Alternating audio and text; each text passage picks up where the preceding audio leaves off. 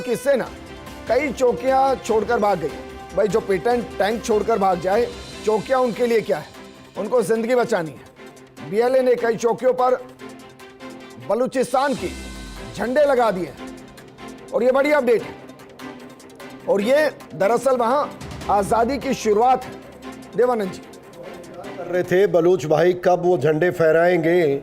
और वो इस खबर से शुरुआत हो चुकी है और अभी रात के 2 बज रहे हैं। मुझे लगता है अगले 4 घंटे में वो अपनी सरकार की भी घोषणा कर देंगे, मुझे ऐसा प्रतीत होता है। और मैं ये प्रार्थना भी करता हूँ और ऐसी उम्मीद भी करता हूँ कि बलूच ये अपना फैसला जल्दी करे और इसको पब्लिक डोमेन में लाने की भी कृपा करे, जिससे कि जो पाकिस्तान की सेना जो भागने के चक्कर में है, और अभी खबर आ रही है कि कहीं वापस जम्मू कश्मीर के इलाके में बॉर्डर एरियाज में वापस क्रॉस एलओसी फायरिंग शुरू हुई है। तो मुझे लगता है कि उनके अंतिम प्रयास है जो पाकिस्तान के अंदर पॉलिटी और बलूच के जो एक्शन हो रहे हैं, तो ये मैं इनको इस तरह से देखता हूँ कि सिंध की तरफ से भी कोई खबर मीडिया में आनी चाहिए कि नेवी कितना प्रोग्रेस कर पाई है। क्योंकि नॉर्थ के अंदर जो 11 बजे हम बात कर रहे थे विजेंद्र जी कि वो हमारी भारतीय थल सेना कोई ऑपरेशन की है,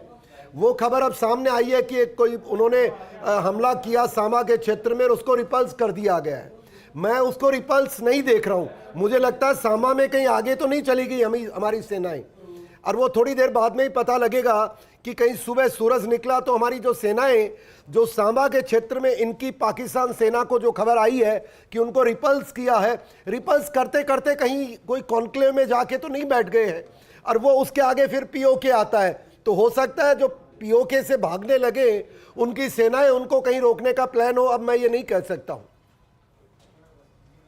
ठीक है, अब ये कह रहे हैं कि हम तक खबर पहुंची नहीं पा रही है, बहुत कम पहुंच पा रही है, और भारतीय सेना थल सेना भी एक लंबे एरिया को कवर करके आगे जा सकती है, ये भी लगभग है तय है, और उसको डिफेंड एयरफोर्स कर रही होगी।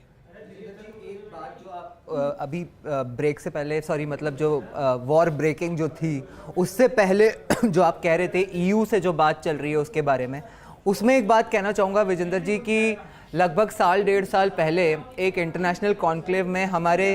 जो माननीय विदेश मंत्री हैं एस जयशंकर, उन्होंने एक बड़ी इंटरेस्टिंग बात कही थी। उन्होंने कहा था कि यूरोप की समस्या ये है कि यूरोप को ये लगता है कि Europe's problems are the world's problems, but the world's problems are not Europe's problems. और मैं आपको बताऊं कि अभी से विजेंद्र जी लगभग 2-2.5 घंटे पहले तक जो सारे मोस्टली जो वेस्टर्न चैनल्स हैं उसमें जो नए पोप का चुनाव के लिए जो प्रक्रिया